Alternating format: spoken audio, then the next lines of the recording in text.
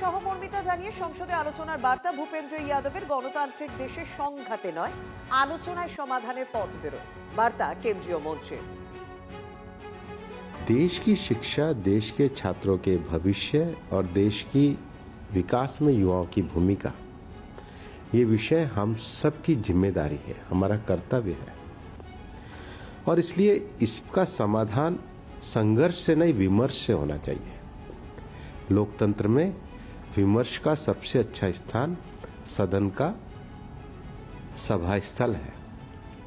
सदन के सभा स्थल से ही इस विमर्श के द्वारा हम भविष्य में सुदृढ़, सतर्क और संवेदनशील परीक्षा प्रणाली के लिए कोई अच्छे कार्ययोजना की रचना कर सकते हैं। देश की शिक्षा देश के छात्रों के भविष्य और देश की विकास में युवाओं की भूमिका, ये विषय हम सबकी जिम्मेदारी है, हमारा कर्तव्य है और इसलिए इसका समाधान संघर्ष से नहीं विमर्श से होना चाहिए। लोकतंत्र में विमर्श का सबसे अच्छा स्थान सदन का सभा स्थल है।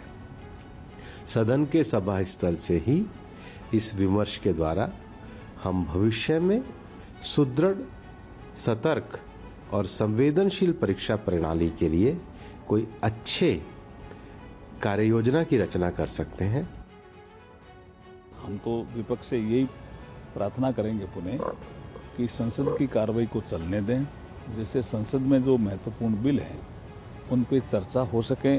और अगर आप चाहते हैं पेपर लीक पे चर्चा सबसे पहले, तो वो भी हमारे संसदीय कार्य मंत्री किरण रिजिजू जी ने बोल दिया कि पेपर लीक पे भी चर्चा हम सबसे पहले कर सकते हैं।